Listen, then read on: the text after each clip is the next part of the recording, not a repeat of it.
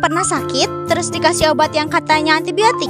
Sebenarnya kalian tahu gak sih antibiotik itu apa? Gimana cara kerjanya?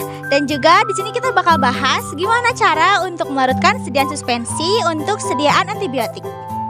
Yuk kita bahas bareng-bareng, soalnya ini penting banget buat kesehatan kita sekarang sampai tua nanti. Apa sih antibiotik itu? Jadi, antibiotik adalah obat yang bekerja untuk membunuh atau menghambat pertumbuhan bakteri. Jadi, khusus bakteri loh ya, bukan virus. Contohnya kayak infeksi saluran kemih, radang tenggorokan dikarenakan oleh bakteri Streptococcus, dan pneumonia. Antibiotik buat ngobatin flu.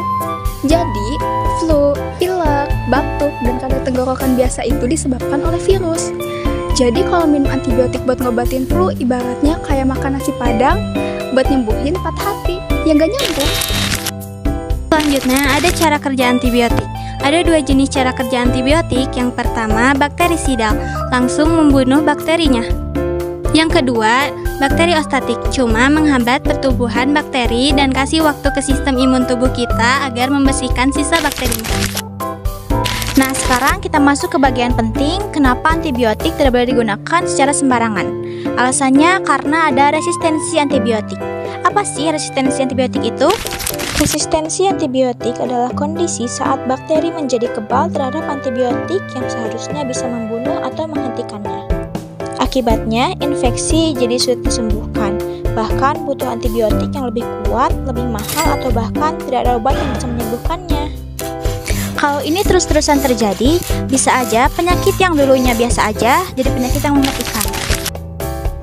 Nah, kalian tahu nggak ini obat apa? Ini namanya obat suspensi kering.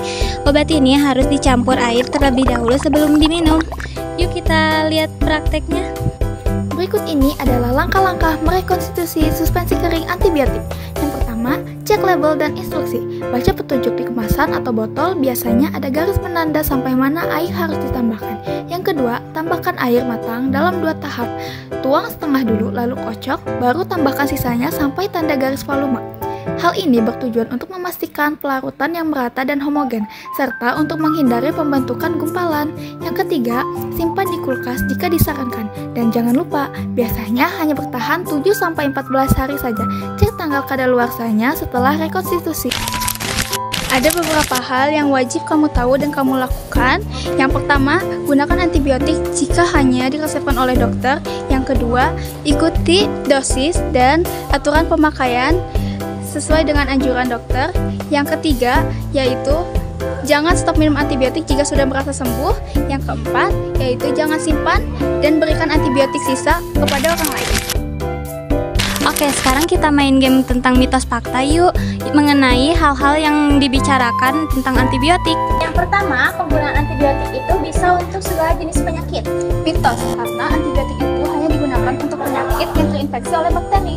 Yang kedua, yaitu meskipun sudah sembuh, penggunaan antibiotik itu bisa dihentikan. Itu juga mitos, karena antibiotik itu harus dihabiskan agar tidak ada bakteri yang tersisa.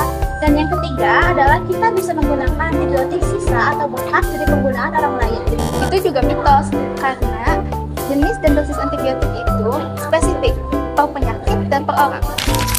Jadi antibiotik itu bisa diibaratkan pedang, bisa menyelamatkan, tapi salah penggunaan bisa mencelakakan.